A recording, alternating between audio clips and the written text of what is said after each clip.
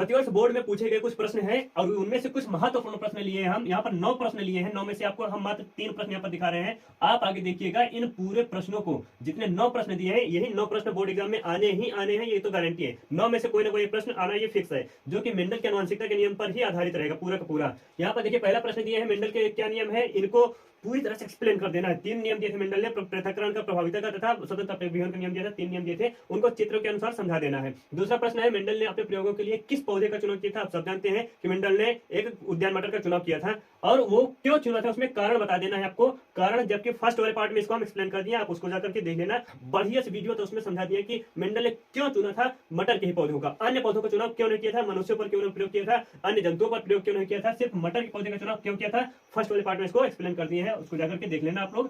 Third प्रश्न है, Mendel की प्रभाविता के नियम से आप क्या समझते हैं। द्विसंकरण के चित्र की सहायता से आप समझा देना इसको। मेंडल के प्रभाविता का नियम इसमें पूछा है, जिसमें फर्स्ट जनरेशन में सबके सब प्रभावी लक्षण वाले प्रकट हो रहे थे, अर्थात सबकी लंबाई वृद्धि हो रही थी, अर्थात सबके सब कैसे थे, लंबे थे, अर्थात जो बौने पौधे थे, बौने वाला लक्षण था वो प्रकट नहीं हो रहा था। इसमें द्विसंकरण क्रॉस के चित्र के साथ समझा देना है। द्विसंकरण क्रॉस क्या होता है, इसको भी आपको फर्स्ट इस वाली वीडियो में इसको एक्सप्लेन कर दिए हैं, आप वहां से जाकर के देख लीजिए विधिवत। और जब तक आप देखेंगे वीडियो, तब तक आपको द्विसंकरण क्रॉस समझ में नहीं आएगा, ये तो गारंटी है। और द्विसंकरण क्रॉस आना ही आना, ये हर बार रिपीटेड है, याद रखना। जय हिंद फ्रेंड्स, हमारे YouTube चैनल PSS क्लासेस में एक बार फिर से स्वागत है। दोस्तों, इस वीडियो को स्टार्ट करने से पहले आपके लिए प्यारा सा क्वेश्चन है, जो कि आपके रोंगटे खड़े कर देगा।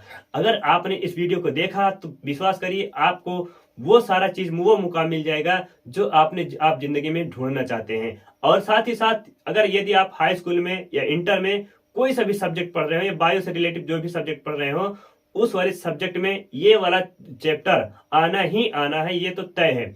हर साल रिपीटेड क्वेश्चंस आते हैं इस वाले चैप्टर से। उन सारे चैप्टर्स को, उन सारे क्वेश्चंस को हम इसमें आपको एक्सप्लेन करने वाले हैं। पहले आप एक प्यारा सा क्वेश्चन देख लीजिए। जिंदगी में वो मुकाम हासिल करो, क्या कहा है कवि ने, कि जिंदगी में वो मुकाम हासिल करो जिससे दुनिया बोलने पर मजबूर हो जाए कि ये एक साधारण सा लड़का एक ब्रांड बन गया। जी हाँ दोस्तों, आप एक साधारण से लड़के हैं, लेकिन यदि आपने खुद पर टाइम दिया, अपने पर टाइम दिया, तो विश्वास करिए एक दिन आप एक ब्रांड एम्बेसडर बन जाएंगे। तो हम इस वीडियो को स्टार्ट करते हैं। यदि आप इस वीडियो पर नए हैं तो हमारे वीडियो को लाइक और सब्सक्राइब जरूर करिएगा। हम स्टार्ट करते हैं इस वीडियो को। पिछली वाली क्लास में हम आपको कुछ बताए थे, कुछ परिचय दिए थे, जैसे कि इस आनुवंशिकता से रिलेटिव जो परिचय था उस आनुवंशिकता चैप्टर का, उसको हम एक्सप्लेन कर दिए थे।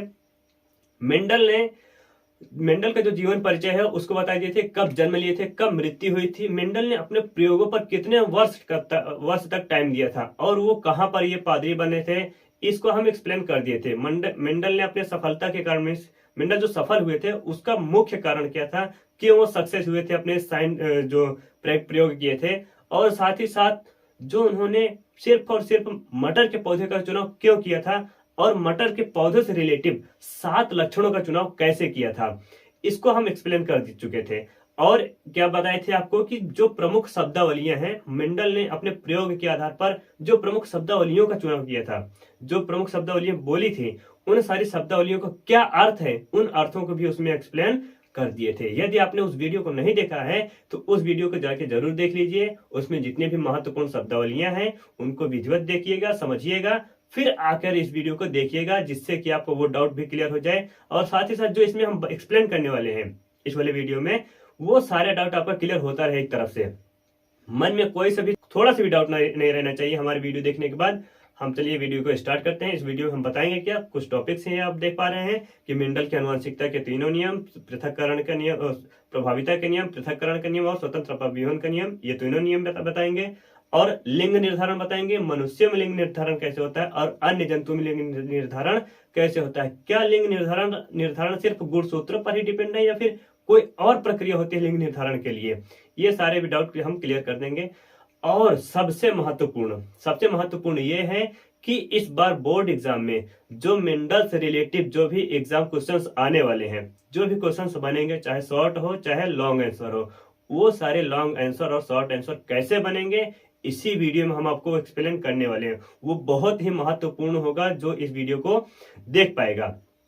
हम वीडियो को स्टार्ट करते हैं दोस्तों। ठीक है माय डियर फ्रेंड्स, अब हम इस पर फोकस करते हैं अपने वीडियो पर। यहाँ पर ध्यान देना कि ये टॉपिक कल वाला था, इसको हम कल आपको एक्सप्लेन कर दिए थे। अब आज वाला नई टॉपिक है, कहाँ से स्टार्ट करना है हमें, मेंडल के वंशागत के नियम। मेंडल ने अपने वंशागति सिद्धांत में जो आनुवंशिकता का सिद्धांत दिए थे, कितने नियमों का प्रतिपादन किया था, मीन्स कितने नियम को वो व्याख्या किए थे। तो यहाँ पर जो पहला नियम निकल कर आता है वो प्रभाविता का नियम होता है। यहाँ पर ध्यान देना कि मेंडल ने जो अपने उद्यान मटर में संकरण प्रयोगों के आधार पर जो भी महत्वपूर्ण नियम दिए थे उसको कहते हैं मेंडल के वंशागति या फिर आनुवंशिकता के नियम। ठीक है, उस नियम से ये 3 नियम निकल कर आते हैं। जो मेंडल ने प्रयोग किया था उससे 3 नियम निकल कर आते हैं। पहला है प्रभाविता का नियम, दूसरा पृथक्करण का नियम या फिर युग्मकों की शुद्धता का नियम, थर्ड है स्वतंत्र अपव्यूहन का नियम। प्रभाविता, पृथक्करण और स्वतंत्र अपव्यूहन का नियम। ध्यान देना बाबू कि ये जो तीनों नियम हैं, यदि आपने बोर्ड एग्जाम में इन तीनों नियमों का ध्यान में भी रखा तब भी आपका कोई ना कोई नंबर जरूर मिल जाएगा। आप इस पर फोकस करके देखिएगा। पहला नियम है प्रभाविता का नियम। देखिए ये जो प्रभाविता का नियम है ये आता कैसे है, निकलता कैसे है। पहली बात तो मेंडल ने जो प्रयोग किया था उसमें जो प्रभावी लक्षण था और एक अप्रभावी लक्षण था। प्रभावी लक्षण कौन था? मेंडल ने उस प्रभावी लक्षण को कैपिटल टी से दर्शाया था। ये याद रखना कि मेंडल ने जो प्रभावी लक्षण थे, किसी भी पुष्प का जो प्रभावी लक्षण था, किसी भी पौधे का जो प्रभावी लक्षण था वो कैपिटल टी से था और जो अप्रभावी लक्षण था वो स्मॉल टी से दर्शा रहे थे। ठीक है, ये जो कैपिटल टी है ये पादप की लंबाई को निर्धारित करता है। अब यहाँ पर देखो मेंडल ने कहा क्या है कि एक जोड़ी विपर्यासी लक्षण वाले पौधे का संकरण कराने पर F1 पीढ़ी में जो एक ही लक्षण प्रकट ही होते हैं। क्या कहा कि एक जोड़ी विपर्यासी लक्षण। विपर्यासी लक्षण मतलब होता है कोई एक लक्षण लिए हम, मान लेते हैं ये लंबाई का लिए हैं, तो लंबाई में जो विपर्यासी लक्षण होगा वो एक प्रभावी होगा, दूसरा अप्रभावी। अगर कोई लक्षण प्रभावी और अप्रभावी है तो इसको कहेंगे हम विपर्यासी लक्षण। क्लियर है यहाँ तक? अब इसको जब मेंडल ने इसका संकरण कराया, क्रॉस कराया, तो देखा कि F1 पीढ़ी में सभी लक्षण किसके प्रकट हो रहे हैं? लंबाई वाले प्रकट हो रहे हैं। तो अगर यही लक्षण प्रकट होंगे पहले पीढ़ी में तो उसको हम कहेंगे प्रभावी लक्षण। ठीक है, अगर जो लक्षण प्रकट नहीं होंगे F1 पीढ़ी में उस लक्षण को क्या कहेंगे हम? अप्रभावी लक्षण। तो जो स्मॉल टी वाला था ये पहली पीढ़ी में प्रकट नहीं हो रहा था। प्रकट कौन सा हो रहा था? ये कैपिटल टी वाला, अर्थात प्रभावी लक्षण वाले ये प्रकट हो रहा था। तो इस नियम को कौन सा नियम कहा? ये प्रभाविता का नियम है। क्यों कहा? क्योंकि F1 पीढ़ी में जो पहली संतति पीढ़ी थी उसमें सबके सब लक्षण कैसे थे? प्रभावी थे और सबके सब लक्षण प्रकट हो रहे थे। अब इसका हम निरूपण करते हैं। आगे देखना कि जो मेंडल ने इस प्रभाविता और अप्रभाविता का जो नियम दिया था, ये पृथक्करण का जो नियम दिया था, इसमें इन्होंने कैसे समझाया था। ध्यान देना यहाँ पर। अब आगे अगली स्लाइड में ये आ गया आपका।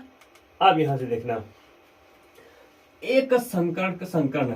ठीक है, क्या बोले कि एक संकरण। मेंडल ने जो पहला प्रयोग किया था सिर्फ उस समय पर एक ही लक्षणों का चुनाव किया था। क्या किया था? एक ही लक्षणों का चुनाव ध्यान में रखकर उन्होंने क्रॉस करवाया था। तो यहाँ पर देखना है कि एक जोड़ी विपर्यासी लक्षणों को चुनाव किया था। अब वो लक्षण कौन से थे?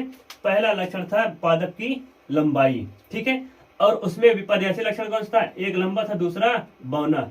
लंबेपन को हम कैपिटल टी से दर्शाते हैं, याद रखना। लंबेपन को किससे दर्शाएंगे? कैपिटल टी से। और यहाँ पर 2 क्यों लिख रहे हैं? क्योंकि गुणसूत्र हमेशा जोड़े में होते हैं। याद रखना कि गुणसूत्र हमेशा जोड़े में होते हैं। जो लंबे पौधे का गुणसूत्र था वो कैसा था? वो स्मॉल टी। ठीक है, ये बौना, ये शुद्ध लंबा पौधा, ये शुद्ध बौना पौधा है। इन दोनों के बीच अब क्रॉस करवाते हैं। तो यहाँ पर देखा मेंडल ने शुद्ध लंबे पौधे तथा शुद्ध बौने पौधे का चयन करके संकरण करा दिया। अब कराने के बाद क्या हुआ कि जो लंबा पौधा था वो शुद्ध लंबा था। ठीक है, और इसको हम कैपिटल टी से दर्शाते हैं। किससे? कैपिटल टी से। यहाँ पर कैपिटल टी से दर्शा दिए। जो दूसरा बौना पौधा था उसको स्मॉल टी से दर्शा दिए। ठीक है, यहाँ पर स्मॉल टी ये 2 हो गया, ये कैपिटल टी हो गया। अब ये दोनों तो शुक्राणु है, अर्थात दोनों के दोनों क्या है? गुणसूत्र है। ये भी दोनों गुणसूत्र हैं। अब इनका करते हैं हम अर्धसूत्री विभाजन। अब अर्धसूत्री विभाजन में होगा क्या? दोनों जो गुणसूत्र जोड़े में रहते हैं वो अलग अलग हो जाते हैं, मीन्स गुणसूत्र आधे आधे हो जाते हैं। जब गुणसूत्र आधे होंगे तो बनेंगे क्या? युग्मक बनेंगे। तो यहाँ पर एक गुणसूत्र को उठाकर रख दिए इस वाले गोले में, एक गुणसूत्र को उठाकर रख दिए इस वाले गोले में, तो ये बन गया क्या? ये युग्मक बन गया। सेम कंडीशन बौने वाले के साथ भी करेंगे क्योंकि अर्धसूत्री विभाजन हो रहा है। अब यहाँ पर एक स्मॉल टी यहाँ से ले लिए, एक स्मॉल टी यहाँ से ले लिए, इसको इस गोले में रख दिए, इसको इस गोले में रख दिए, युग्मक तो बन गया। अब हम इन युग्मकों को क्या कराते हैं, संकरण कराते हैं, या फिर इन दोनों युग्मकों को निषेचित कराते हैं। तो पहला युग्मक ये कैपिटल टी लिए, एक युग्मक मादा से लिए स्मॉल टी। तो जो नर है इसको हम नर मान लेते हैं, ठीक है, ये नर का सिंबल है, ये मादा का सिंबल है। तो मादा वाले से एक स्मॉल टी ले लिए, इधर से नर का एक कैपिटल टी ले लिए, तो यहाँ बने कैपिटल टी, दूसरा बना स्मॉल टी, ठीक है। अब ये क्या बन गया, युग्मनज बन गया। युग्मनज कैसे बना, क्योंकि यहाँ से एक शुक्राणु, एक गुणसूत्र यहाँ से आ रहा है, एक गुणसूत्र यहाँ से आ रहा है। जब दो गुणसूत्र का संलयन होता है, निषेचन होता है, तो उस प्रक्रिया को हम कहते हैं ये निषेचित हो गया, ठीक है। ये निषेचन की प्रक्रिया बन गई, तो बन गया युग्मनज बन गया। दूसरा, एक यहाँ से कैपिटल टी लेंगे, दूसरा यहाँ से एक स्मॉल टी लेंगे। जितने भी प्रकार के युग्मनज बनते हैं सब के सब इसमें हम दर्शा देंगे।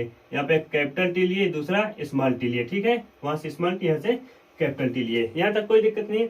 अब थर्ड क्या बन रहा है, थर्ड स्टेप में एक कैपिटल टी यहाँ से ले रहे हैं, एक स्मॉल टी यहाँ से ले रहे हैं, कैपिटल टी यहाँ से लिए, स्मॉल टी यहाँ से लिए, एक युग्मनज ये बन गया। तीन युग्मनज बन गए। एक कैपिटल टी यहाँ से ले रहे हैं, एक स्मॉल टी यहाँ से ले रहे हैं, ये टोटल 4 युग्मनज का निर्माण हो गया, ठीक है। जो इसको कहते हैं P1 जनरेशन, अर्थात प्रथम पैतृक पीढ़ी, ठीक है, या जनक पीढ़ी। इसको हम युग्मक कहेंगे, क्यों, क्योंकि ये दोनों के दोनों अलग हो रहे हैं यहाँ से। ये F1 जनरेशन है, अर्थात फर्स्ट फिलियल जनरेशन, या फिर प्रथम संतति पीढ़ी इसको हम कहते हैं। यहाँ पर लिख भी देना, प्रथम संतति पीढ़ी, ठीक है, प्रथम संतति पीढ़ी ये वाली है। अब देखा मेंडल ने देखा कि जो P1 जनरेशन का जितने भी पैतृक जनक पीढ़ी है, उनका संकरण कराया गया प्रभावी और अप्रभावी गुणसूत्र से। तो देखा कि प्रथम जो संतति पीढ़ी थी उसमें सब के सब पौधे कैसे थे, लंबे प्रतीत हो रहे थे, लंबे दिखाई दे रहे थे। अब लंबे क्यों दिखाई दे रहे थे, इसका रीजन ये है कि जो प्रभावी लक्षण वाला था, अर्थात जो कैपिटल टी वाला था, वो अपने प्रभाव को प्रकट कर रहा था, और जो अप्रभावी लक्षण वाला था उसको प्रकट होने नहीं दे रहा था। तो प्रभावी लक्षण वाला जब प्रकट हुआ तो वो कैपिटल टी और स्मॉल टी बन गया। अर्थात F1 जनरेशन में सब के सब पौधे कैसे थे, सभी पौधे लंबे थे, ठीक है। इसलिए इसको प्रभाविता का नियम दे दिया, क्योंकि ये सब के सब ये अपना प्रभाव दिखा रहा था। अब देखा मेंडल ने कि ये तो पहला संकरण कराया, पहला क्रॉस कराया, ठीक है। आपको बता दें कि जो मेंडल ने एकल संकरण का सिद्धांत दिया था, एकल संकरण का, इसमें से 2 नियम निकल कर आए थे। पहला नियम था प्रभाविता का नियम, पहला कौन सा था, प्रभाविता का नियम।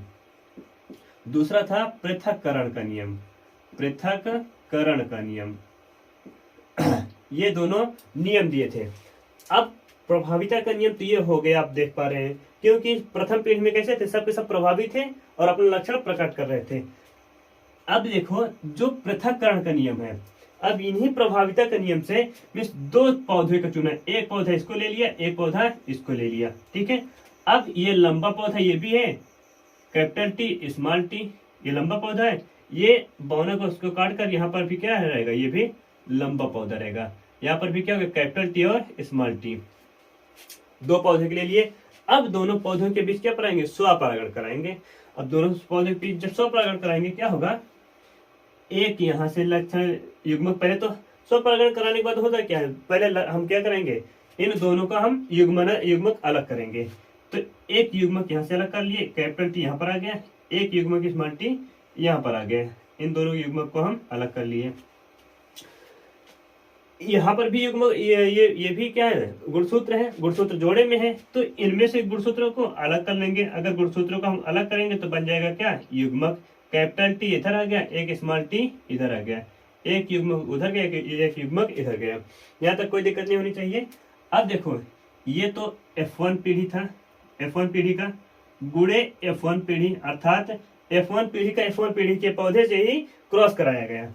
तो देखा कि जो F1, ये जो F था, अर्थात जो जनक था, जनक में इसको रखा गया।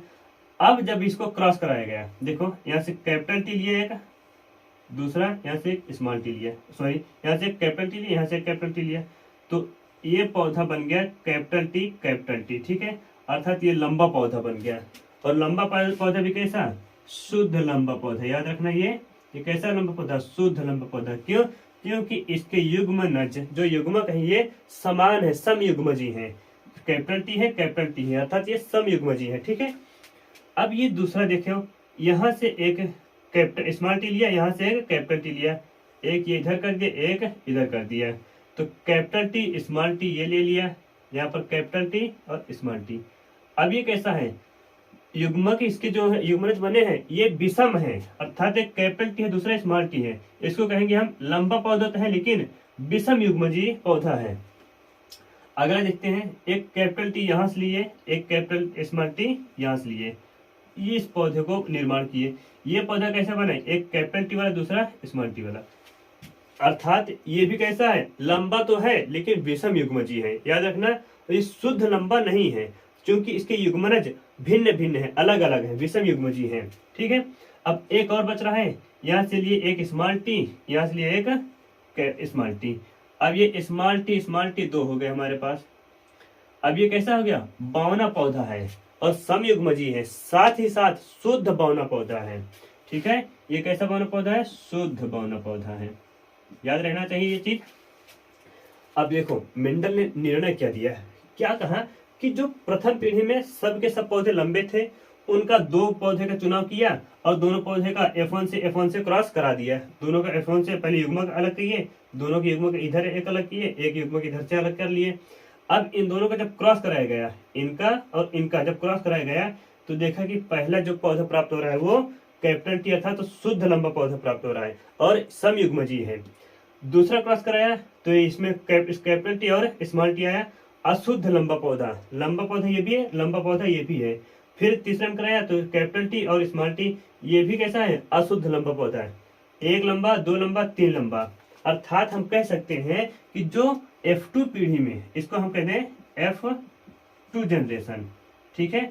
F2 जनरेशन जो थी इसमें जो पौधे की जो लंबाई आई है, तीन पौधे सबसे लंबे थे, तीन पौधे की लंबाई ज्यादा थी, एक पौधा बेचारा कैसा था, वो बौना था।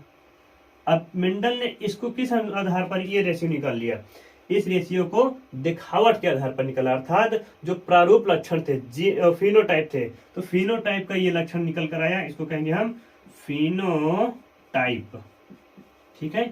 ये फिनोटाइप लक्षण, ये फिनोटाइप रेशियो निकल कर आया। फिर उसके बाद देखा मेंडल ने कहा कि इसका जीनोटाइप निकाला जाए, तो जीनोटाइप में देखा कि कैपिटल टी ये शुद्ध लंबा है, ठीक है, एक पौधा है जो कि शुद्ध लंबा पौधा है। और उसके बाद देखा कि ये दोनों पौधे तो लंबे हैं लेकिन ये विषम युग्मजी हैं, क्योंकि ये समयुग्मजी थे और ये दोनों विषम युग्मजी थे। तो दो पौधे ऐसे थे जो कि लंबे तो थे लेकिन वो विषम युग्मजी थे, ठीक है। और उसके बाद थर्ड देखा गया कि थर्ड एक पौधा बच रहा है जो कि कैसा है, शुद्ध बौना पौधा है, तो शुद्ध बौने पौधे को भी अलग कर दिया, तो इसका रेशियो अलग निकल कर आया है। ये किसका रेशियो है, ये है जीनोटाइप का, अर्थात जीन के अनुसार निकाला गया रेशियो जीनोटाइप कहलाएगा, जीनोटाइप, ठीक है। इनके जीन का अध्ययन किया और जीनोटाइप पर रेशियो निकल कर चला आया। ये तो आपका एकल संकरण का सिद्धांत था। अब हम इसका उदाहरणार्थ देखते हैं कि उदाहरण में ये क्या क्या दिए थे और इसका जो पूरी तरह से पृथक हो गए थे, इनका क्या किया मेंडल ने। अब यहाँ पर ध्यान देना कि मेंडल के जो प्रभाविता का नियम है उसका निरूपण कैसे किया मेंडल ने, उस पर आप फोकस कर लेते हैं जरा सा कि इनके संकरण से प्राप्त, किसके संकरण से, जो प्रभाविता का नियम दिए थे उनके संकरण से प्राप्त F1 पीढ़ी के सभी पादप कैसे थे, लंबे थे, ठीक है। आपको बता दिए कि F1 पीढ़ी के सभी पादप कैसे थे, लंबे थे, जो कि अपने लक्षण प्रकट हुए, वो अपने लक्षण प्रकट कर रहे थे। लेकिन जो लक्षण प्रकट नहीं हुए थे वो कैसे थे, अप्रभावी लक्षण वाले थे, और वो अपने लक्षण प्रकट करते हुए वे प्रभावी लक्षण कहलाए, ठीक है।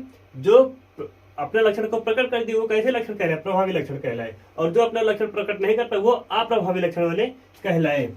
यहाँ लंबेपन का लक्षण प्रभावी व बौनेपन का लक्षण अप्रभावी है।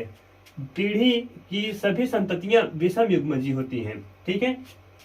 क्या कहा कि जो हम क्रॉस कराए कैपिटल टी स्मॉल टी इसका युग्मक अलग किए, यहाँ पर कैपिटल टी बन गया, स्मॉल टी बन गया। ठीक है, ये युग्मक अलग हो गए। अब हम इनका जब क्रॉस कराए तो देखा कि कैपिटल टी स्मॉल टी इधर से क्रॉस कराए, ये इधर लेकर आए कैपिटल टी स्मॉल टी, एक टी यहाँ से लिए एक टी यहाँ से लिए कैपिटल टी स्मॉल टी, एक टी यहाँ से लिए एक टी यहाँ से लिए कैपिटल टी स्मॉल टी का क्या कहा कि सभी पौधे कैसे हैं, विषम युग्मजी है। यहाँ पर देखो एक विषम युग्मजी ये है, एक विषम युग्मजी ये है, एक विषम युग्मजी ये है, एक विषम युग्मजी ये है। F1 पीढ़ी में सब के सब लंबे तो थे, इसमें रेशियो नहीं निकल रहा था, लेकिन जब इनका क्रॉस कराया गया F2 पीढ़ी में देखा कि रेशियो निकल रहा था। 3 पौधे ऐसे थे जो कि फिनोटाइप जिनका था वो 3:1 था, लेकिन जिनका जीनोटाइप था वो 1:2:1 था।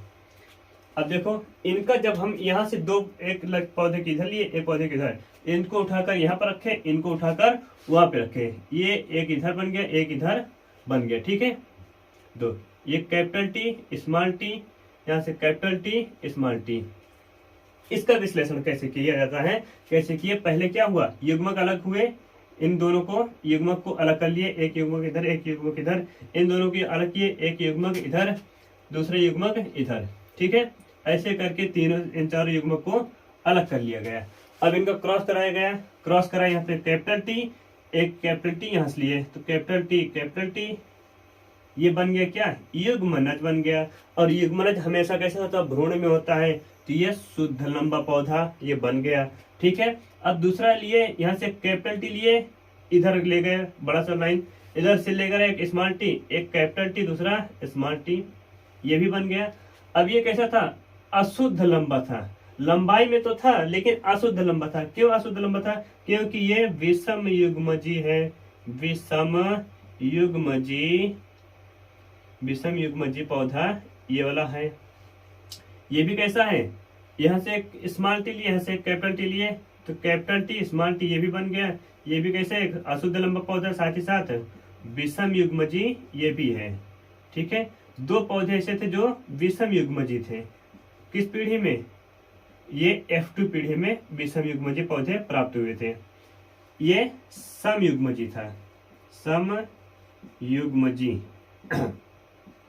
ठीक है, अब देखते हैं ये जो थर्ड वाला, ये जो फोर्थ वाला प्राप्त हो रहा है, स्मॉल टी 2 स्मॉल टी को लिए, यहाँ पर एक स्मॉल टी, ये शुद्ध बौना पौधा बन गया, शुद्ध बौना पौधा बना, लेकिन साथ ही साथ कैसा था, सम युग्मजी था। इसके युग्मन जो थे समान थे, सम युग्मजी ये भी पौधा बन गया।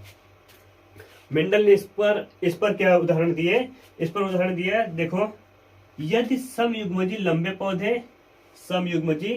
पौधे और सम युग्मजी बौने पौधे, ये भी कैसा सम युग्मजी बौना पौधा है, इनमें संकरण कराया जाता है, तो इन दोनों में संकरण कराए तो F1 पीढ़ी की सभी संकरण अथवा विषम युग्मजी लंबे पौधे प्राप्त होते हैं। F1 पीढ़ी के सभी पौधे कैसे हैं, लंबे पौधे तो हैं, लेकिन साथ ही साथ कैसे हैं, विषम युग्मजी पौधे हैं।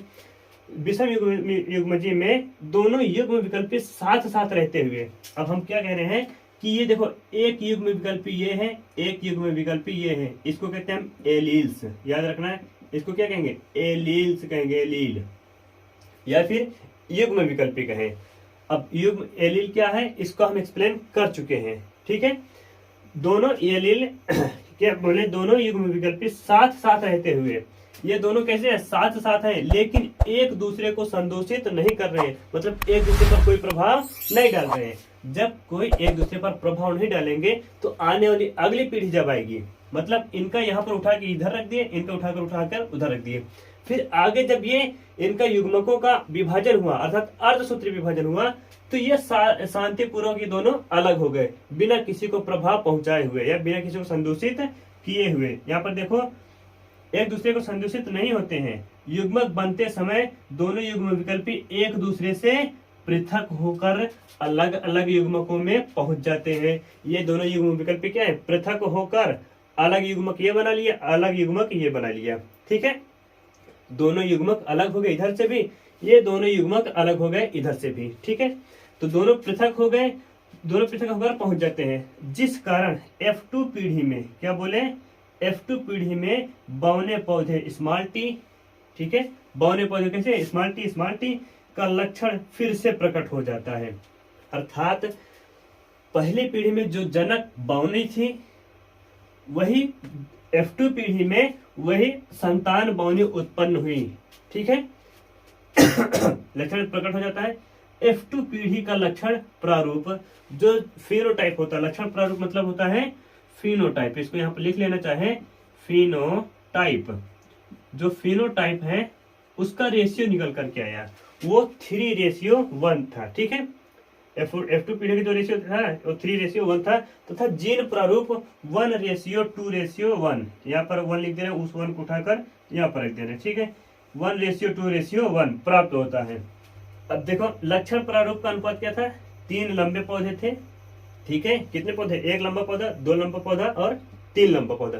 3 लंबे पौधे थे, एक कैसा था, बौना पौधा, एक बौना पौधा ये है। अब जो जीन प्रारूप था, ये तो फिनोटाइप था, ये जीनोटाइप है। अब जीनोटाइप में कैसे हैं, एक समयुग्मजी है और शुद्ध लंबा है, ये समयुग्मजी है और शुद्ध लंबा है। 2 पौधे विषम युग्मजी है, एक पौधा ये विषम युग्मजी, एक पौधा ये विषम युग्मजी।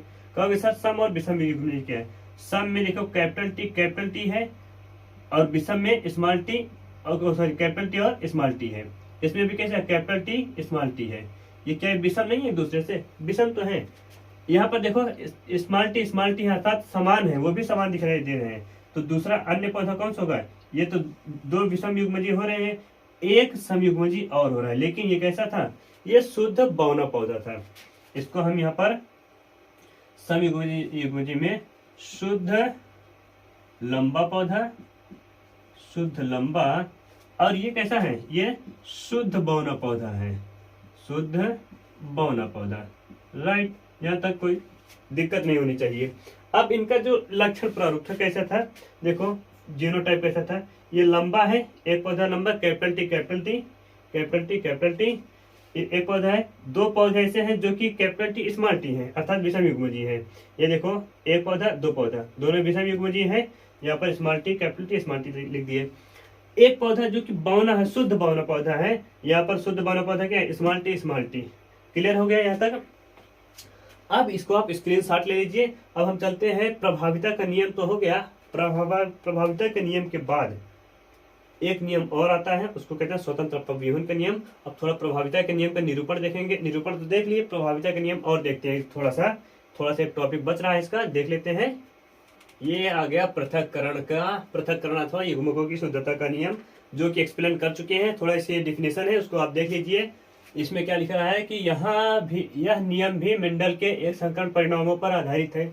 हम क्या कहे कि मेंडल ने पहला क्या नियम दिया था, पहला क्या सिद्धांत दिया था, सिद्धांत दिए थे एक संकर संकरण का सिद्धांत दिया था। एक संकरण का सिद्धांत जब दिया था, तो इस नियम से, इस सिद्धांत से 2 नियम निकल कर आते हैं। पहला नियम था प्रभाविता का नियम, ठीक है, प्रभाविता का नियम पहला नियम था। दूसरा नियम था पृथक्करण का नियम। पहला नियम था प्रभाविता का, दूसरा नियम था पृथक्करण का नियम, ठीक है, करण का नियम, ये याद रखना। तो हम प्रभाविता का नियम में देख लिए कि सभी पौधे कैसे थे, F1 पीढ़ी में सभी पौधे लंबे थे, उनका कोई रेशियो नहीं निकल रहा था। फिर उसके बाद उसी F1 पीढ़ी का F1 पीढ़ी से क्रॉस कराए, अर्थात F1 इंटू F1 कराए। इसमें जो प्राप्त हुआ था उसमें युग्मक अलग अलग हो गए थे, अर्थात ये युग्मक जो थे ये किसी को संदूषित किए बिना, एक दूसरे को संदूषित किए बिना ही पृथक हो गए थे, अलग हो गए थे। तो इसको हम पृथक्करण का नियम कहते हैं, या फिर युग्मक शुद्धता का नियम कहते हैं। वही इसमें एक्सप्लेन किया गया कि पीढ़ी में इस पीढ़ी में दोनों लक्षण प्रकट होते हैं। कितने लक्षण, दोनों लक्षण प्रकट होते हैं। जनक के दौरान युग्मकों के बनने के समय एक दूसरे से पृथक होना पृथक्करण कहलाता है। अभी आपको बता दिए थे कि पृथक्करण कौन होता है, ये जब निषेचन होता है तो निषेचन के पश्चात युग्मक बनते हैं। जब युग्मक बनता है तो युग्मक दोनों अलग अलग हो जाते हैं, पृथक हो जाते हैं, तो ये पृथक्करण कहलाता है। संकरण संतति विषम युग्मजी होती है, इसमें कारक युग्म दोनों कारक के साथ साथ रहते हैं, लेकिन युग्मक निर्माण के समय युग्मक में से एक ही कारक उपस्थित होता है। देखो हम कहें क्या कि जो यहाँ पर capital T small T, capital T small T, ये था F2 पीढ़ी का जो F1 पीढ़ी की जो संतानें उत्पन्न हुई थी, ये वही संतानें थी। तो F1 पीढ़ी का F1 पीढ़ी से हम क्रॉस कराए थे, F1 इंटू F1 ये दोनों था। अब ये F1 इंटू F1 इन दोनों को क्रॉस कराए। पहले क्या बनाए हम, युग्मक बनाते हैं। ये देखो विषम युग्मजी हैं। कौन थे ये? विषम युग्मजी हैं, एक दूसरे को संदूषित नहीं कर रहे हैं। ये भी विषम युग्मजी हैं, एक दूसरे को संदूषित नहीं कर रहे हैं। जब युग्मक बनने की प्रक्रिया आती है तो युग्मक बनने की प्रक्रिया में ये अलग अलग हो जाते हैं, पृथक हो जाते हैं। देखो एक युग्मक इधर आ गया, अरे स्मॉल टी, एक युग्मक इधर आ गया, यहां से भी सेम होगा, एक युग्मक इधर आ गया और एक युग्मक इधर आ गया। वही इसमें लिखा है कि इसमें कारक युग्म दोनों कारक साथ साथ रहते हैं। दोनों कारक युग्म कैसे हैं? ये साथ साथ है, लेकिन युग्मक निर्माण के समय एक युग्मक में से एक ही कारक उपस्थित होता है। अब ये युग्मक निर्माण है, युग्मक निर्माण की प्रक्रिया है। इसमें से एक कारक युग्मक इधर आ गया, एक कारक युग्मक इधर चल गया। वही लिखा है कि इसमें कारक उपस्थित होता है, इसलिए इसमें युग्मक शुद्धता का भी नियम कहते हैं। जब ये दोनों अलग अलग हो गए तब ये क्रॉस की प्रक्रिया आ गई। यहाँ से एक टी, यहाँ से एक टी, कैपिटल टी, यहाँ से एक टी, यहाँ से एक T, capital T small T, यहाँ से एक टी, यहाँ से एक T, capital T small T, और यहाँ से एक टी, यहाँ से एक टी, स्मॉल टी। देखो ये सिंपल सा है, ये भी अलग हो गया। ये शुद्ध था, ये भी शुद्ध था, ये शुद्ध लंबा था, ये शुद्ध बौना था। ये अशुद्ध लंबे थे, लंबे तो थे लेकिन कैसे थे? अशुद्ध लंबे थे और साथ साथ विषम युग्मजी थे। ये दोनों समयुग्मजी हैं। ठीक है, यहाँ तक तो आपको कोई दिक्कत नहीं होनी चाहिए। उम्मीद है कि पूरा आपको समझ में आ रहा होगा। अब आगे हम चलते हैं जो कि स्वतंत्र अपव्यूहन का नियम है। स्वतंत्र अपव्यूहन का नियम बहुत ही डिटेल में समझाएंगे, उसको थोड़ा सा ध्यान देकर पढ़ना समझना, ताकि आपको समझ में आ जाए। वो द्विसंकरण क्रॉस पर आधारित है। तो गाइस आप देखना कि यहाँ पर स्वतंत्र अपव्यूहन का जो नियम है, इसको बिल्कुल डिटेल में समझना और ध्यान से समझना, नहीं चाहिए समझ में थोड़ा सा कम आएगा, क्योंकि ये द्विसंकरण क्रॉस पर आधारित नियम है। यहाँ पर देखना स्वतंत्र अपव्यूहन के नियम में क्या बताया जा रहा है कि मेंडल का यह नियम द्विसंकरण क्रॉस के परिणामों पर आधारित है। इस नियम के अनुसार यदि दो या दो से अधिक, क्या बोल रहा है इसमें, दो या दो से अधिक विपर्यासी लक्षणों के युक्त पादपों का संकरण कराया जाए। अर्थात क्या बोल रहा है कि इसमें एक मान लेते हैं कैपिटल आर है, एक कैपिटल वाई, ये दो लक्षण ऐसे हैं। ये राउंड शेप को दर्शाता है, अर्थात गोल बीज को दर्शाता है। क्या दर्शाता है? गोल बीज, बीज का आकार जो है गोल है। और ये जो दर्शाता है, ये बीज का जो रंग है वो पीला है, जो शुद्ध है, क्योंकि ये दोनों के दोनों कैसे हैं? शुद्ध है और प्रभावी लक्षण वाले हैं। और इनका विपर्यासी लक्षण जो हो जाएगा वो स्मॉल आर हो जाएगा। इसका विपर्यासी लक्षण स्मॉल वाई हो जाएगा। ये दोनों के दोनों कैसे हैं? शुद्ध तो है, लेकिन इसके जो लक्षण है ये अप्रभावी वाला लक्षण है। अप्रभावी वाला लक्षण ये है और ये प्रभावी लक्षण वाला है। ये दोनों ये प्रभावी लक्षण वाला है। तो यहाँ पर देखना, लक्षणों युक्त पादपों का संकरण कराया जाता है तो एक लक्षण की वंशागति दूसरे लक्षण की वंशागति पर कोई प्रभाव नहीं पड़ता है। क्या कह रहा है कि एक लक्षण की वंशागति दूसरे लक्षण की वंशागति पर कोई प्रभाव नहीं पड़ता है। अर्थात प्रत्येक लक्षण युग्म विकल्पी केवल पृथक ही नहीं होते, अपितु विभिन्न लक्षणों के युग्म विकल्पी एक दूसरे से प्रति स्वतंत्र रूप से व्यवहार करते हैं। यह स्वतंत्र रूप से अपव्यूहित हो जाते हैं, अतः इसे स्वतंत्र अपव्यूहन का नियम कहते हैं। अब यहाँ पर ध्यान देना कि हम इसको अब आपको जब क्रॉस कराएंगे तब बताएंगे कि यहाँ पर जो युग्म विकल्पी है पृथक ही नहीं हो रहे हैं, बल्कि वो अपने अपने युग्म विकल्पी लक्षणों के साथ अपना लक्षण प्रकट करने के लिए पूरी तरह से स्वतंत्र है। उसमें आपको हम बताएंगे कि कैसे वो जनक के समान तो कुछ लक्षण है, लेकिन कुछ ऐसे लक्षण हैं जो कि वो न तो जनक से मिल रहे हैं न तो संतति से मिल रहे हैं। तो दोनों के दोनों वो आपस में अलग हो जा रहे हैं, अर्थात स्वतंत्र रूप से वो अपना व्यवहार प्रदर्शित कर रहे हैं। तो इस नियम को हम स्वतंत्र अपव्यूहन का नियम कहते हैं। ये नियम द्विसंकरण क्रॉस पर आधारित है। द्विसंकरण क्रॉस पर यहाँ पर याद रखना कि डाई हाइब्रिड क्रॉस पर ये आधारित है। दो जोड़ी विपर्यासी लक्षणों का ध्यान में रखकर किया गया संकरण द्विसंकरण कहलाता है। दो जोड़ी अर्थात एक ये है एक ये, एक जोड़ी ये है एक जोड़ी ये है। ठीक है, तो दो जोड़ी क्या ले लिए, इसमें क्या लिए, बीज का आकार और बीज का रंग। वही लिए बीज का आकार कैसा था, गोल था, और बीज का रंग कैसा था, पीला था। ये दोनों के दोनों शुद्ध है, ये दोनों के दोनों अशुद्ध है, अर्थात अप्रभावी है। याद रहना चाहिए आपको। अब उदाहरण के रूप में देखते हैं, उदाहरण के दिए थे, यदि मटर के समयुग्मजी पीले गोलाकार, क्या बोले, मटर के समयुग्मजी पीले और गोलाकार है, ये गोला है और पीला भी है, पीले गोलाकार बीज वाले पौधे का हरे झुर्रीदार, क्या बोले, हरे और झुर्रीदार, इनका रंग कैसा है, ये झुर्रीदार रहेगा, स्मॉल आर झुर्रीदार, और जो ये वाई है ये रहेगा हरा, हरा अर्थात अप्रभावी लक्षण। ठीक है, हरा झुर्रीदार बीज वाले पौधे से संकरण कराया जाता है।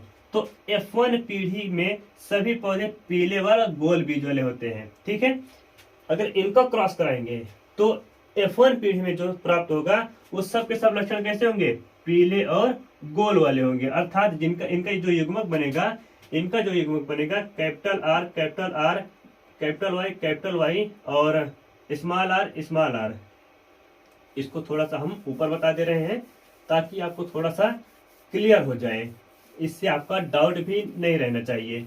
यहाँ पर हम लिख रहे हैं कैपिटल आर कैपिटल वाई फिर स्मॉल आर स्मॉल वाई इनके बीच क्रॉस कराया गया।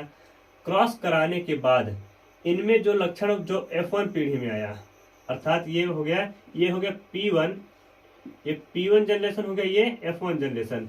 F1 जनरेशन में जितना भी पादप निकला, जो भी बीज निकले, वो कैसे थे, कैपिटल आर और स्मॉल आर, कैपिटल वाई और स्मॉल वाई, अर्थात ये कैसा है, ये गोल है, राउंड शेप में ये बीज गोल और पीला है। ठीक है, और ये कैसा है, ये झुर्रीदार और हरा है, ये झुर्रीदार और हरा बीज है। ठीक है, अब ये तो अप्रभावी लक्षण है और ये प्रभावी लक्षण है। यहाँ पे लिख दे रहे हैं ये प्रभावी लक्षण वाला जीन है, प्रभावी लक्षण, ये प्रभावी लक्षण वाला है और ये अप्रभावी लक्षण वाला है, अप्रभावी। ठीक है, तो प्रभावी वाला जो प्रभावी वाला था वो F1 जनरेशन में अपना लक्षण प्रकट कर रहा है, जैसा कि मेंडल ने पहला नियम कहा कि प्रभाविता का नियम है। तो F1 जनरेशन में सब के सब कैसे प्रभावी जीन वाले पैदा होंगे, और इसलिए यहाँ पर F1 जनरेशन में सब के सब अपने लक्षण ये प्रकट कर रहे हैं। ठीक है, ये गोल पीला भी इसमें प्राप्त होगा। तो है इसमें बताया जा रहा है कि F1 पीढ़ी में सभी पौधे पीले गोलाकार बीज वाले होते हैं। ठीक है, F1 पीढ़ी के पादपों में जो लक्षण अनुपात आया था, F1 पीढ़ी में जो लक्षण अनुपात आया था वो 9:3:1 प्राप्त हुआ था। इसे ही द्विसंकर अनुपात कहते हैं। इसका जीन के अनुसार अनुपात अगर किया जाए तो 1:2:2:4 1:1 प्राप्त हुआ। इसको हम आपको डिटेल में बताने वाले हैं कि जो F1 पीढ़ी, अब इनका ये F1 पीढ़ी तो हो गया, यहाँ पर होना चाहिए F2 पीढ़ी। ठीक है, F2 पीढ़ी में जो अब प्राप्त होगा वो ये रेशियो प्राप्त होगा। F1 पीढ़ी में कोई रेशियो प्राप्त नहीं होगा, न तो पृथक्करण के नियम न तो प्रभाविता के नियम में प्रकट होगा, न तो स्वतंत्र अपव्यूहन के F1 पीढ़ी में प्राप्त होगा। ये याद रहना चाहिए। और F2 पीढ़ी में दोनों में प्राप्त होगा, चाहे पृथक्करण का नियम हो या फिर ये स्वतंत्र अपव्यूहन के नियम हो। ठीक है, अब हम ले चलते हैं आपको जो क्रॉस कराया गया था मेंडल के द्वारा। पहले युग्मक बनाना सिखाएंगे कि युग्मक बनाएंगे कैसे, जैसे आपको पहले वाले में बताया था कि युग्मक कैसे कैसे बन रहे थे और कितने प्रकार के बन रहे थे। ठीक है, तो आप इसका स्क्रीनशॉट ले लीजिए, फिर आगे चलते हैं नेक्स्ट वाली स्लाइड पर। डियर स्टूडेंट्स, अब यहाँ पर फोकस करना आप लोग, जो मेंडल ने P1 जनरेशन में लिया था, किसमें, P1 जनरेशन में लिया था, एक लिया था कैपिटल आर अर्थात ये जो बीज था वो गोल था, शुद्ध गोल था। ठीक है, और स्मॉल वाई ये कैसा था, बीज का रंग कैसा था, हरा था। और जो दूसरा विपर्यासी लक्षण लिया था वो लक्षण कैसा था, स्मॉल आर और कैपिटल वाई ये लक्षण उन्होंने लिया था। अब इन दोनों के बाद जो क्रॉस कराया गया तो ये बनी F1 जनरेशन। ठीक है, F1 जनरेशन। तो यहाँ से युग्मक कैसे लिए, यहाँ से एक लिए कैपिटल आर, दूसरे लिए स्मॉल वाई, एक युग्मक कैपिटल आर के लिए, एक युग्मक स्मॉल वाई के लिए। तो वैसे सेम इसमें भी लेंगे, एक युग्मक स्मॉल आर लेंगे, दूसरा युग्मक कैपिटल वाई लेंगे, ये युग्मक ले लिए। अब इन दोनों को यहाँ पर एकत्रित किए, अर्थात जब ये निषेचन करेंगे तो ये बन जाएगा F1 जनरेशन। ठीक है, निषेचन करने पर ये कैपिटल आर और स्मॉल आर, कैपिटल वाई और स्मॉल वाई ये प्रकट हो रहे हैं F1 जनरेशन में। अर्थात बोला गया कि जो F1 जनरेशन में थे सभी बीज कैसे थे, पीले व गोल रंग के थे। ठीक है, सभी बीज कैसे पीले व गोल रंग के थे। और क्यों पीले व गोल रंग के थे, क्योंकि जो प्रभावी लक्षण था वो अपना लक्षण प्रकट कर रहा था। अब देखो इसमें जो प्रभावी लक्षण है कौन, कैपिटल वाई है, ये अपना लक्षण प्रकट कर रहा है। इसमें कौन है, ये प्रभावी लक्षण जो है इसका जो P1 का है प्रभावी लक्षण वो गोल है, अर्थात राउंड शेप में है, तो ये अपना लक्षण यहाँ पर प्रकट कर रहा है। तो F1 जनरेशन में सबके सब कैसे है, पीले व गोल शेप में। अब इसमें से युग्मक निकाला गया है, युग्मक है कैपिटल आर और स्मॉल आर, कैपिटल वाई और स्मॉल वाई, ये दो प्रकार के युग्मक बन रहे हैं। लेकिन अब आपको हम बता रहे हैं कि ये युग्मक जो यहाँ पर अलग अलग प्रकार के मिल रहे हैं इसको निकाला कैसे जाता है। तो युग्मक निकालने का तरीका आप लोग याद रखना, कितने युग्मक बनेंगे, कितने युग्मक बनेंगे अगर ये आप लोग निकालना सीख जाओगे तब आप 100% है कि स्वतंत्र अपव्यूहन का नियम समझ गए। पहले कितने युग्मक बनेंगे, युग्मक को निकालने का तरीका क्या है, एक सूत्र है 2 की पावर n। ठीक है, ये सूत्र है जहां n जो n है n बराबर विषम युग्मजी की संख्या है, विषम युग्मकों की संख्या है, युग्मकों की संख्या याद रहना चाहिए। जो n है n बराबर विषम युग्मकों की संख्या। दूसरा क्या रूल है, दूसरा रूल है कि कितने प्रकार के युग्मक बनेंगे, कितने प्रकार के युग्मक बनेंगे। ठीक है, युग्मक बनेंगे। अब ये दोनों पॉइंट अगर आप लोग नोटिस करके चलेंगे, ध्यान में रखकर चलेंगे तो आप आराम से इस फॉर्मूले को, इस पूरे ग्राफ को समझ जाएंगे आराम से। पहले हम क्या बताए कि कितने प्रकार के कितने युग्मक बनेंगे, तो उसके लिए फार्मूला क्या है 2 की पावर n। अर्थात अब हम देखेंगे हमें तो कौन सा मिल रहा है, यहाँ पर एक ये मिल रहा है कैपिटल आर और स्मॉल आर। ठीक है, यहाँ पर क्या मिल रहा है, कैपिटल आर और small r, capital Y small Y. ये हमारे पास एक जो है F1 पीढ़ी में एक पौधा के ये लक्षण है, अर्थात एक बीज का ये लक्षण है। अब हम इसमें से क्या निकालेंगे, युग्मक। हम क्या बोले हैं कि n जो है वो विषम युग्मकों की संख्या है। तो यहाँ पर विषम युग्मक कितने हैं, एक विषम युग्मक ये है, एक विषम युग्मक ये है, यही तो है ना। अगर सम कहते हैं तो सम युग्मक कैपिटल आर और सम कहते हैं तो कैपिटल वाई, ये दोनों कैसे हैं, सम युग्मक है। लेकिन विषम युग्मक की बात की जा रही है तो n बराबर क्या है, विषम युग्मकों की संख्या है। तो यहाँ पर 2 की पावर कितना रख देंगे, 2 की पावर 2 बराबर, यहाँ पर इसका स्क्वायर हो जाएगा, ये हो जाएगा 4। अर्थात हम क्या पहले सीखे कि जो कितने युग्मक बनेंगे, तो टोटल 4 युग्मक बनेंगे। राइट, अब 4 युग्मक तो बन गए हमारे पास। अब कौन कौन से युग्मक बनेंगे, कितने प्रकार के युग्मक बनेंगे, इसके लिए आप लोग क्या करोगे, एक युक्ति आती है जिसको कहते हैं कांटा छुरी युक्ति। ये जो कितने प्रकार के बनेंगे ये युक्ति निकल कर आती है जिसको कहते हैं कांटा छुरी युक्ति, कांटा छुरी युक्ति। ये चीज याद रखना। अब कहोगे सर कांटा छुरी ये क्या क्या आप सिखा रहे हो, अभी देखो बहुत आसान है ये। हम पहले क्या लेंगे, कांटा छुरी में जो पहला विषम युग्मक है इसको लिखेंगे ऊपर और नीचे, कैपिटल आर और स्मॉल आर लिख लिए। अब इसमें से निकालेंगे 2 तीर, एक तीर ऊपर निकालें, एक तीर नीचे। अब जो दूसरा है, ये जो दूसरा विषम युग्मक है इसमें से एक को ऊपर लिखेंगे, एक को नीचे लिखेंगे। ठीक है, कैपिटल वाई ऊपर, स्मॉल वाई नीचे, नीचे एक बच रहा है, इसमें भी सेम वही कंडीशन, कैपिटल वाई ऊपर और स्मॉल वाई नीचे। हो गया। अब क्या करेंगे, यहां से लेंगे एक आर एक वाई, तो कैपिटल आर और कैपिटल वाई। राइट, दूसरा लेंगे capital R small Y, capital R small Y, ये भी हो गया। तीसरा लेंगे स्मॉल आर और कैपिटल वाई, स्मॉल आर और कैपिटल वाई। फोर्थ लेंगे स्मॉल आर और स्मॉल वाई, स्मॉल आर और स्मॉल वाई। ये हमारे पास एक युग्मक, दो युग्मक, तीन युग्मक, चार युग्मक निकालकर सामने आ गए। ठीक है, ये द्विसंकरण क्रॉस का युग्मक है। अब हम इनको चारों को एक एक करके रख देंगे। एक को रख दिए यहाँ पर, ठीक है, दूसरे को रख दिए कैपिटल आर और स्मॉल वाई यहाँ पर रख दिए, तीसरे को रख दिए स्मॉल आर और कैपिटल वाई, स्मॉल आर और कैपिटल वाई रख दिए, फोर्थ को रख दिए स्मॉल आर और स्मॉल वाई, स्मॉल आर और स्मॉल वाई। यहाँ तक निकल कर आया। सेम इधर ले लिए और सेम इधर ले लिए, इस वाले कॉलम में सेम ले लिए। क्यों सेम ले रहे हैं? क्योंकि आप जानते हो कि क्रॉस कराने के लिए जब निषेचन की प्रक्रिया होती है, निषेचन कराने के लिए दो युग्मकों की आवश्यकता होती है। तो एक युग्मक इधर वाला है, एक युग्मक इधर वाला है, अर्थात हम इसको कह सकते हैं ये फीमेल वाला है, वो वाला फीमेल वाला है, ये मेल वाला है। राइट, अब ये दोनों तो मिल गए हमारे पास, मेल और फीमेल का जो लक्षण है ये दोनों मिल गए। अब हम इसमें कराएंगे क्या? क्रॉस कराएंगे। अब क्रॉस कराने के लिए हम इस मेथड का यूज करते हैं, इसको कहते हैं चेकर बोर्ड। कौन सा मेथड? चेकर बोर्ड का यूज करते हैं। अब यहाँ पर ध्यान देना, फोकस करके देखना, ये कैसा है? Capital R small Y, sorry capital R capital Y, capital R capital Y, इन दोनों का हम लिखेंगे कैपिटल आर और small Y, sorry capital Y. एक आर इधर से लिए, एक आर इधर से, दो आर हो गया, एक वाई इधर से लिए, एक वाई इधर से लिए। पहला कॉलम में ये हमारा कंप्लीट हो गया।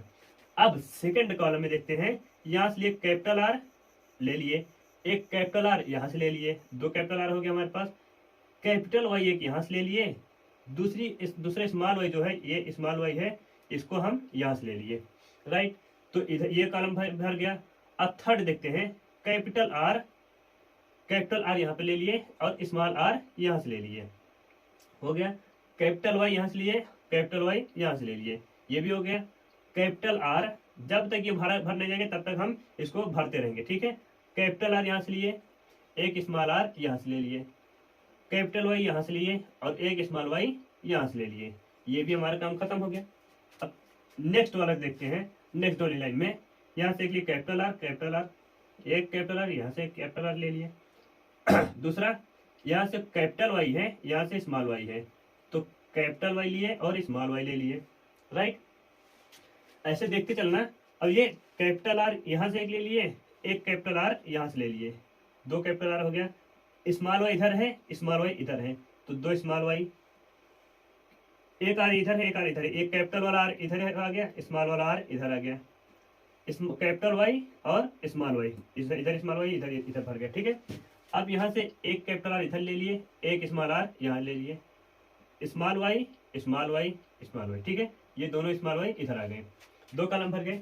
अब थर्ड कॉलम में देखना कि यहाँ से लिए एक कैपिटल आर, यहाँ से लेंगे एक स्मॉल आर, दोनों हो गया था। उसके बाद एक कैपिटल वाई, दूसरा कैपिटल वाई, दोनों दो कैपिटल वाई हो गए। अगला कॉलम में देखना, कैपिटल आर यहाँ पर आ गया, स्मॉल आर यहाँ पे चला आया, इधर से कैपिटल वाई इधर ले लिए और स्मॉल वाई इधर ले लिए, इधर से स्मॉल आर इधर ले लिए और स्मॉल आर इधर ले लिए, स्मॉल आर दोनों के ले लिए। कैपिटल वाई एक इधर से लिए, कैपिटल वाई एक इधर से ले लिए, हो गया। अब लास्ट में बच रहा है, एक स्मॉल आर इधर से लिए, एक स्मॉल आर इधर से ले लिए, दो स्मॉल आर हो गए। कैपिटल वाई एक इधर से लिए, कैपिटल वाई एक इधर से लिए, यहाँ हो गया ये एक स्मॉल वाई हो गया। ठीक है, कैपिटल वाई और स्मॉल वाई, इसको आप लोग ध्यान से देखते चलना, नहीं चीज समझ में नहीं आएगा। यहाँ तक हो गया। अब अगले देखना, एक स्मॉल आर, एक कैपिटल आर, तो पहले लेंगे हम कौन सा? कैपिटल आर लेंगे, फिर उसके बाद स्मॉल आर।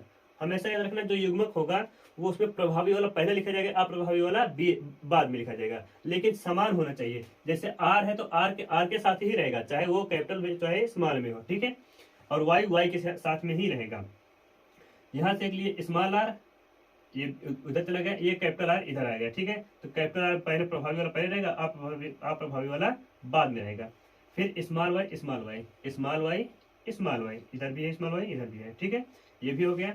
अब देखना, यहाँ पे स्मॉल आर है, यहाँ पे एक स्मॉल आर, अर्थात दो स्मॉल आर इधर भर गया, एक स्मॉल वाई इधर है, एक कैपिटल वाई इधर है, कैपिटल और स्मॉल वाई इधर भर गया।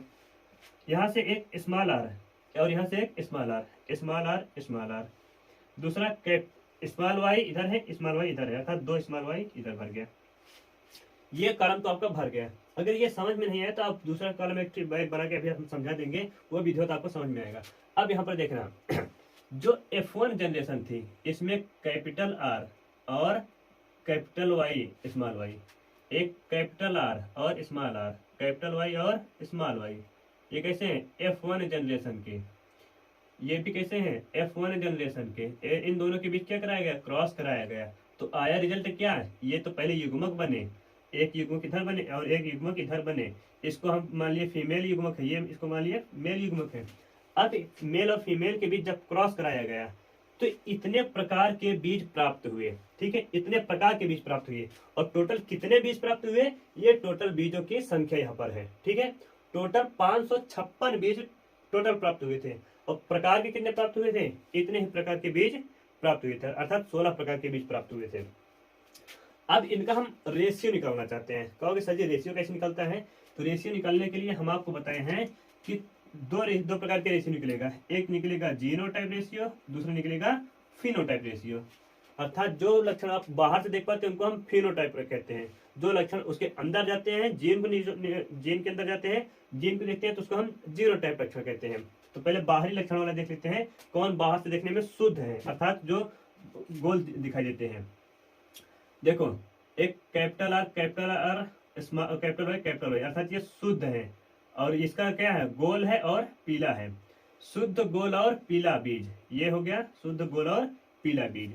ये भी देखते हैं कैपिटल आर अर्थात गोल तो है, ठीक है, शुद्ध भी है, और ये कैपिटल वाई और स्मॉल वाई, ये भी कैसा है, ये भी अपने पीले रंग को प्रकट कर रहा है। अर्थात एक कैपिटल वाई रहेगा, एक कैपिटल वाई रहेगा, दूसरा स्मॉल वाई रहेगा, तो कैपिटल वाई वाला प्रभावी है, स्मॉल वाई वाला अप्रभावी है। तो कैपिटल वाई का रंग कैसा है, पीला है, ठीक है। यहाँ पर देखो कैपिटल वाई का रंग कैसा है, पीला है। तो ये भी कैसा है, ये भी प्रभावी जीन है, अर्थात ये भी कैसा होगा, पीला और गोल।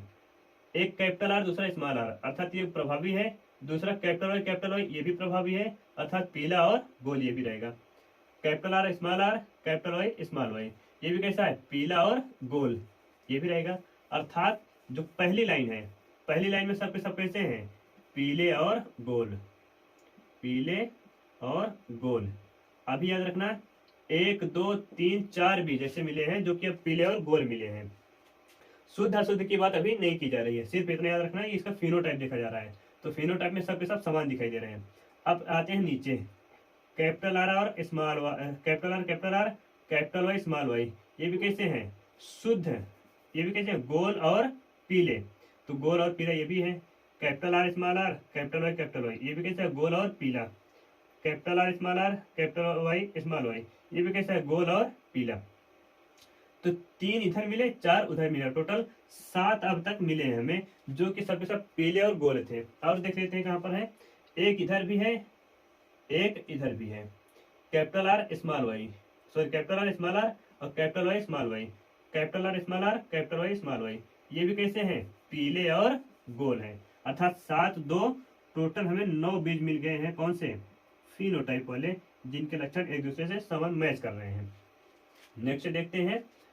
अब देखो ये कैपिटल आर अर्थात गोल तो है, गोल अपना प्रभाव दिखा रहा है, लेकिन यहाँ पर लिखा है क्या, स्मॉल वाई, अर्थात स्मॉल वाई का फॉर्मूला क्या है, स्मॉल वाई मतलब ये हरे रंग का है। कैपिटल आर गोल है बीज, लेकिन जो स्मॉल है वो हरे रंग का है। तो अब आप बताओ यहाँ पर जो तो स्मॉल वाई है ये हरे रंग अपना दे रहा है, लेकिन कैपिटल आर ये अपना गोल आकार दे रहा है इसको, ठीक है। तो ये एक पौधा हो गया जो कि हरा और गोल है। इनका काम हो गया, इनका इन सब का काम होते जा रहा है, तो इनका टिक मारते रहने, फिर इनको हम दोबारा नोट कर लेंगे, ठीक है। एक ये हो गया, एक ये हो गया, क्योंकि इसमें भी कैसे स्मॉल वाई, इसमें भी कैसे स्मॉल वाई, अर्थात जो स्मॉल वाई वाले हैं ये हरे तो रहेंगे ही। यहाँ पर देखो एक स्मॉल वाई वाला इधर है, लेकिन इसके साथ साथ जो आर है वो कैसा है, अप्रभावी वाला है, जबकि यहाँ पर किसका कैसा है, प्रभावी वाला है, ठीक है। कैपिटल आर और स्मॉल आर, कैपिटल आर और स्मॉल आर, 3 बीज ऐसे हमें मिले हैं जो कि कैसे हैं, गोल और हरे। 3 बीज मिले हैं गोल और हरे। इनका काम खत्म, इनका काम खत्म, इनका काम खत्म। अब आगे देखते हैं, स्मॉल आर आ गया भैया, स्मॉल आर आ गया। अब इसमें स्मॉल आ रहा है, इसका मतलब ये कैसा है, ये इसका जो आकृति है वो राउंड शेप में ना होकर झुर्रीदार है। कैसे है ये?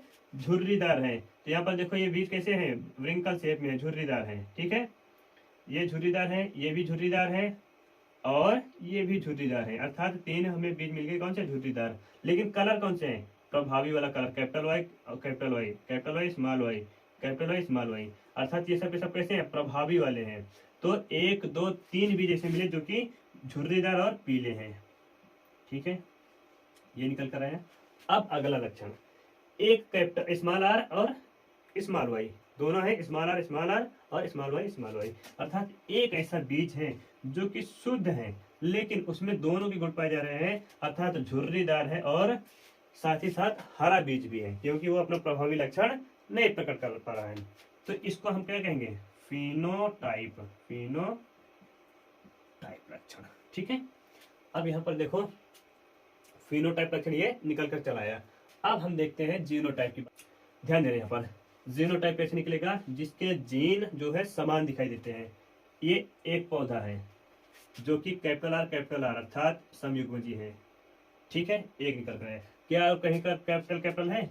अब देखो एक पौधा ये है, एक पौधा ये है जिसका जीन समान है। देखो capital R, capital Y small Y.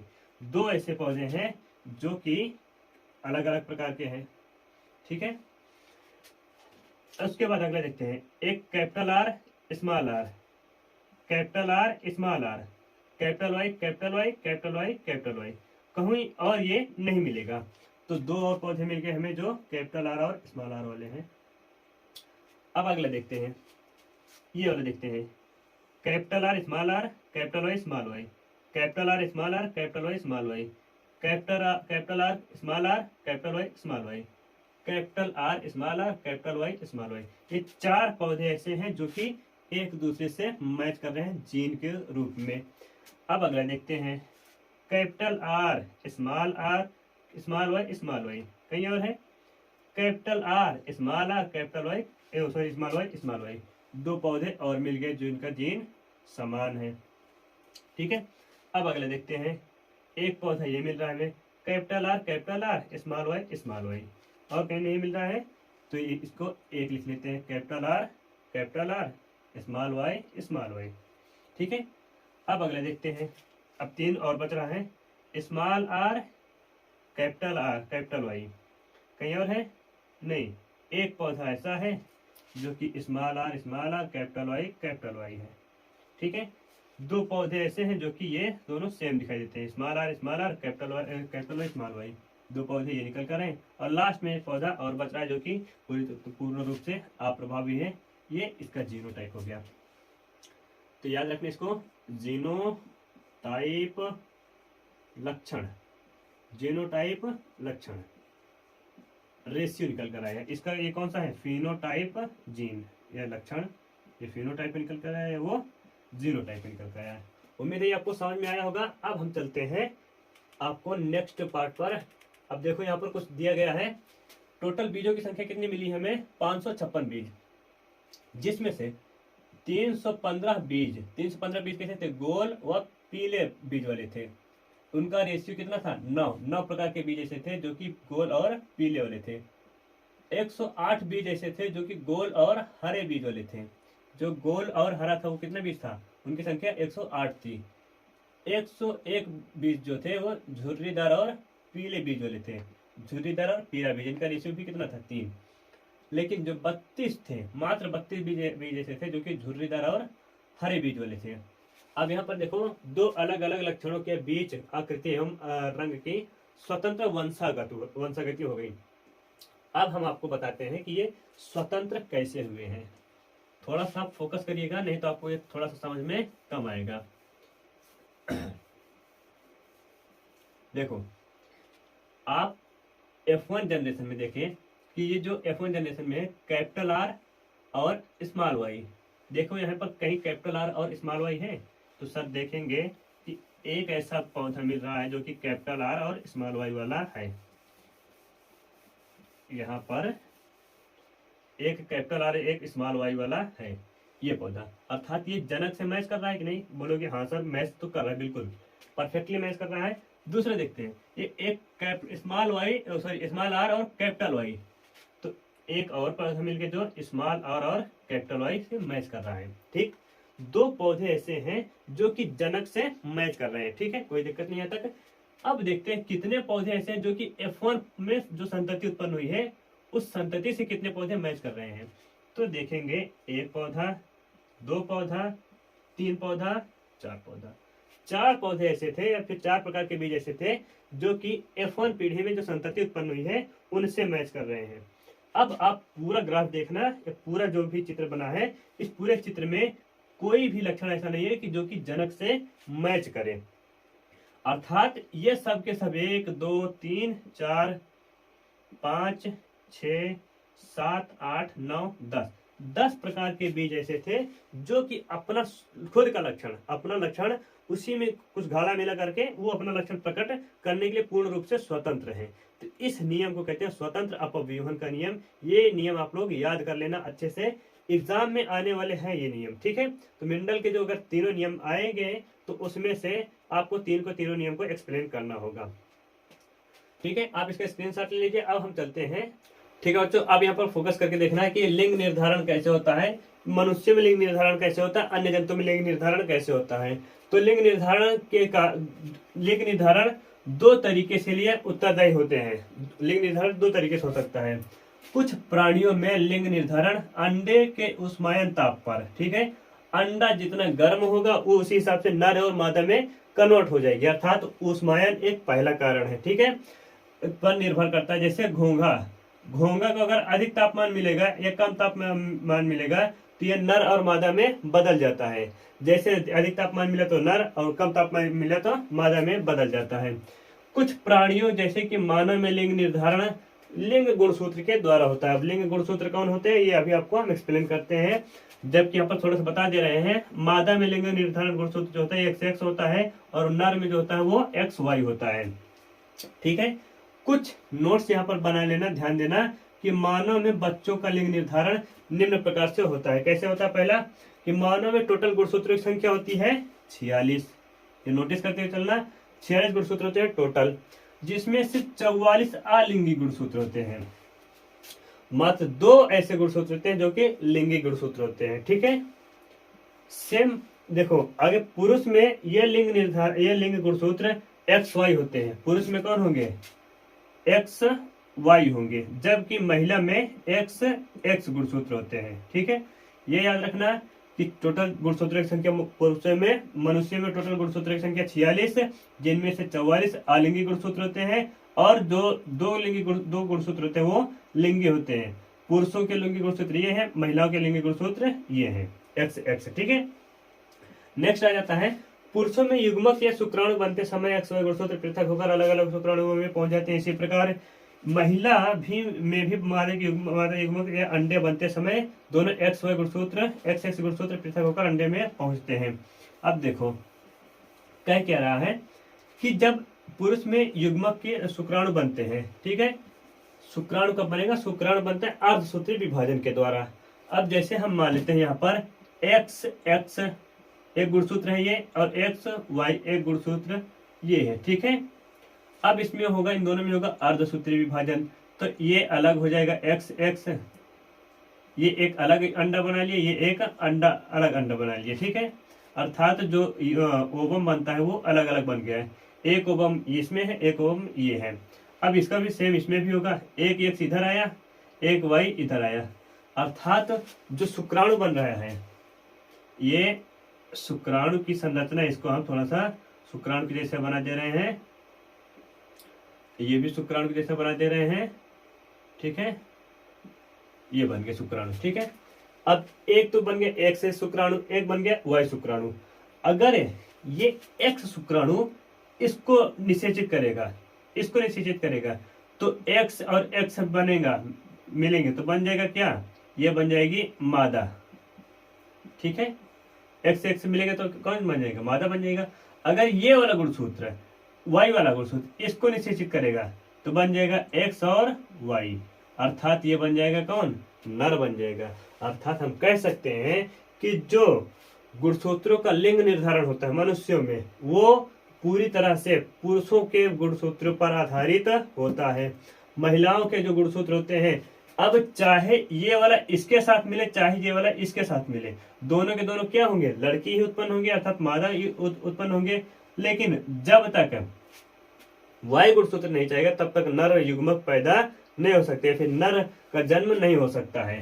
तो इसीलिए जो घर में कहते हैं कि औरत बांझ होती है, फिर औरत के कारण ये पुरुषों का जन्म नहीं होता या बच्चों का जन्म नहीं हो रहा है, तो वो सरासर वो खिलाफ इसके लिए है, क्योंकि इसके लिंग निर्धारण का पूर्ण जिम्मेदार कौन होता है, पुरुष होता है, महिला नहीं होती है। आप लोग इसको अच्छे से ध्यान में रखकर चलना कि पूर्ण रूप से जिम्मेदार कौन होता है, पुरुष। इसी प्रकार पुरुषों के आधे गुणसूत्र एक्स गुणसूत्र और आधे गुणसूत्र वाई गुणसूत्र होते हैं जब होंगे, जबकि महिलाओं में अंड में जो एक्स गुणसूत्र होंगे वो सब के सब एक्स गुणसूत्र वाले ही होंगे। अब आगे देखते हैं लिंग निर्धारण कैसे होता है। दो तरीके से इसको बताएंगे, अभी एक और बताएंगे। चौथा पॉइंट ये है, 3 पॉइंट उधर हो गए, चौथा ये है। अब निषेचन के समय यदि एक्स गुणसूत्र वाला शुक्राणु अंड से संयोग करता है तो बनने वाला युग्मनज एक्स एक्स गुणसूत्र से संयोजन करके बनने के कारण शिशु लड़की होगी। किंतु यदि निषेचन वाई गुणसूत्र से होता है तो शुक्राणु अंड से संयोग करता है तो बनने वाला युग्मनज एक्स वाई होगा, गुणसूत्र संयोजन बनने के कारण शिशु लड़का होगा। इस प्रकार मानव लिंग निर्धारण के लिए पुरुष का शुक्राणु ही पूर्ण रूप से जिम्मेदार होता है। ये पॉइंट नोट करके चलना कि इसमें पुरुष का शुक्राणु ही जिम्मेदार होता है। लिंग निर्धारण में महिला की कोई भूमिका नहीं होती है, अभी आपको बता दिए। अब देखो जो मानव लिंग निर्धारण होता है, ये बन गए पेरेंट्स आपके। कौन बना, ये पेरेंट्स बन गए, ठीक है। अब ये बताओ पेरेंट्स में टोटल गुणसूत्र की संख्या कितनी होती है, बोलोगे सर 46 गुणसूत्र। नर में कितनी होंगी, सॉरी मादा में कितनी होंगी, 46 गुणसूत्र इसमें भी होगी, ठीक है। अब 46 गुणसूत्र में ये बताओ 44 गुणसूत्र ऐसे हैं जो कि निर्माण करेंगे किसका, शरीर का। किसका निर्माण करेंगे, शरीर का, अर्थात इनको कहते हैं आलिंगी गुणसूत्र। लेकिन इसमें से 2 गुणसूत्र ऐसे होते हैं जो कि निर्माण करेंगे किसका, लिंग का, अर्थात इनको कहेंगे हम लिंगी गुणसूत्र, ठीक है। इनको कहेंगे हम लिंगी गुणसूत्र। सेम कंडीशन महिलाओं में भी होगा। इसमें से 44 गुणसूत्र ऐसे होंगे जो कि आलिंगी गुणसूत्र कहलाएंगे, ठीक है, आलिंगी गुणसूत्र कहलाएंगे, गुणसूत्र। अब ये आलिंगी गुणसूत्र निर्माण करेंगे किसका, शरीर का निर्माण करेंगे, अर्थात पूरी बॉडी का निर्माण करेंगे। इसमें से बचेगा दो गुणसूत्र किसका, ये इनको कहेंगे हम लिंगी गुणसूत्र, लिंगी गुणसूत्र। अब लिंगी गुणसूत्र किसका निर्माण करेंगे, ये भेद करते हैं कि वो नर होगी, आने वाली संतान नर होगी या फिर मादा होगी। यहाँ से हम नर को इधर कर लिए और मादा को इधर कर लिए, ठीक है। नर के पास होता है एक्स वाई गुणसूत्र, मादा के पास होता है एक्स एक्स गुणसूत्र, ठीक है। अब नर के गुणसूत्र क्या होगा, वो अर्धसूत्री विभाजन होगा। इनका गुणसूत्र आधा इधर आएगा, आधा इधर जाएगा, अर्थात एक एक्स गुणसूत्र इधर आ गया, ठीक है, एक एक्स गुणसूत्र इधर आ गया, ये बन गया गुणसूत्र। इधर बन गया क्या, ये भी गुणसूत्र बन गया। अब आप बताओ, जब ये गुणसूत्र महिला के इस वाले गुणसूत्र को निषेचित करेगा, इस वाले युग्मक को निषेचित करेगा, ठीक है, तो बन जाएगा क्या, एक्स वाई, ठीक है, क्योंकि ये वाई गुणसूत्र इसको निषेचित कर रहा है, तो ये एक आया इधर से, एक आया इधर से, तो बन गया क्या, एक्स वाई, राइट। एक एक्स गुणसूत्र इधर है, ये गुणसूत्र इसको निषेचित करेगा, अर्थात ये इधर आया और ये इधर आया, तो बन जाएगा क्या, एक्स एक्स बन जाएगा, ठीक है। अब देखो यहाँ से एक एक्स गुणसूत्र इधर जाएगा, एक इधर से गुणसूत्र इधर आएगा, तो बन जाएगा क्या, एक्स एक्स, ये भी बन गया। तो अर्थात ये एक्स एक्स इधर, एक एक्स एक्स इधर, दोनों की दोनों कौन सी होगी, मादा होगी, ठीक है। अब ये जो गुणसूत्र बच रहा है, एक वाई वाला गुणसूत्र इधर गया, एक्स वाला गुणसूत्र इधर आया, तो बन गया क्या, एक्स वाई गुणसूत्र, अर्थात वो बन जाएगी कौन, नर बन जाएगा, ठीक है। तो उम्मीद है ये आपको समझ में आया होगा। अब आगे हम चलते हैं, जो ये देख लीजिए आपको, ये लिंग निर्धारण में कौन, नर इधर आ गया, मादा इधर आ गई, इनका युग्मक इधर हुआ, बदल गया, एक एक्स इधर आया, एक वाई इधर आया, उधर से एक एक्स इधर आया, एक एक्स इधर आया, ये बन गया क्या, युग्मक बन गए। अब इनका क्या होगा, निषेचन होगा। निषेचन की प्रक्रिया में तो नर और मादा के युग्मक आपस में संलयन करते हैं तो उसको प्रक्रिया कहते हैं निषेचन। तो एक नर के युग्मक इधर से है, एक मादा के युग्मक इधर से है, दोनों का मिलन हुआ तो उस प्रक्रिया कहेंगे हम निषेचन। निषेचन के प्रकार जो संतति उत्पन्न होगी कैसे होगी, मादा भ्रूण, ठीक है, अर्थात मादा के निर्माण होगा। इधर से एक उधर जाएगा, ठीक है, उधर से एक से इधर आएगा तो ये भी बन जाएगा कौन, मादा का निर्माण करेगा, क्योंकि निषेचन की प्रक्रिया में गुणसूत्रों का मिलन जरूरी है। एक वाई इधर है, यहाँ से एक वाई इधर जाएगा, एक एक्स इधर आएगा तो बन जाएगा एक्स वाई, अर्थात बन जाएगा कौन, नर का भ्रूण, ये बन जाएगा नर युग्मक। एक वाई इधर जाएगा, एक एक्स इधर आएगा तो बन जाएगा कौन, एक्स वाई, ये भी कौन बन जाएगा, नर युग्मक, ठीक है। वो भी आप ग्राफ देख पा रहे हैं, एक्स एक्स के मिलने से स्त्री होगी और एक्स वाई जो गुणसूत्र है वो नर का होगा, ठीक है।